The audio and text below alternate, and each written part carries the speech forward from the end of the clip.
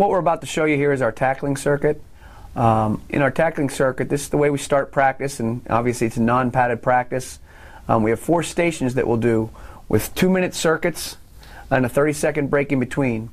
The first circuit that we're teaching here is our 6-point form and fit tackling circuit.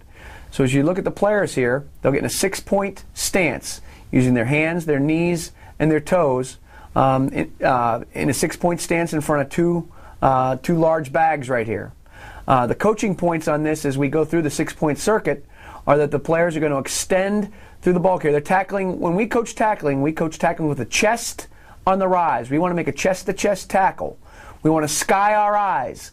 Keep our helmet out of the tackle, obviously, because you don't want to drop your head and miss the tackle. You clearly don't want to drop your head and tackle with your eyes down and hurt yourself. That causes bad injuries and things like that. So what we want to focus on here is tackling with our chest on the rise, skying the eyes, and then exploding through the hips. And what we'll coach at a later station is we want to keep our feet alive and active and run our feet through the ball carrier. What we're doing here is with chest on the rise, sky the eyes, rip the arms up through the ball carrier, tackling low to high.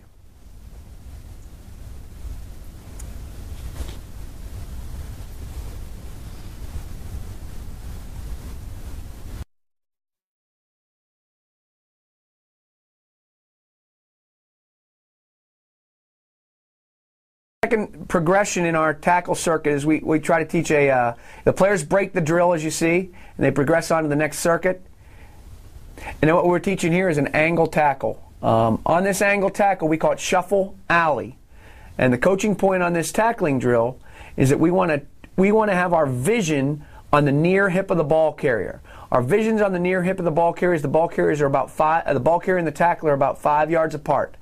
The tackler starts to slide his feet, working downhill, inside out on the ball carrier right there, tracking the near hip, such that when the ball carrier, we want to, at the last second when we're making the tackle, slide our head across, tackle with our head across, hips behind, making a good angle tackle. The most common mistake that occurs on a shuffle alley tackle is a guy overruns the ball carrier.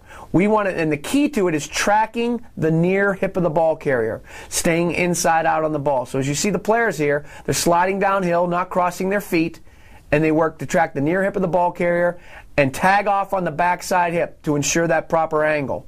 If we were continuing with the tackling drill, one of 2 things would happen. The ball carrier would continue on this progression, and we'd slide the head across, keep the hips behind, and snap shut that front shoulder and front hip, taking the ball carrier back to where he came from. Or we'd allow the ball carrier to cut back on the player. By tracking the near shoulder, you stay behind the football and allow yourself to slide your head back across the ball carrier and make a good open field tackle. So we call this shuffle alley tackle, and it's coaching on the angle of the tackle.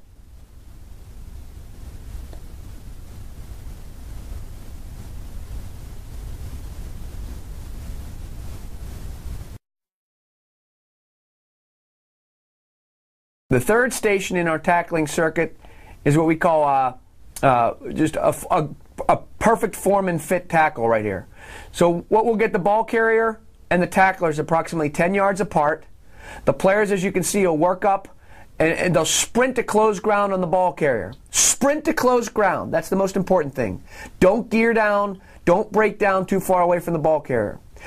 As we approach the ball carrier, we'll execute what we call shimmy.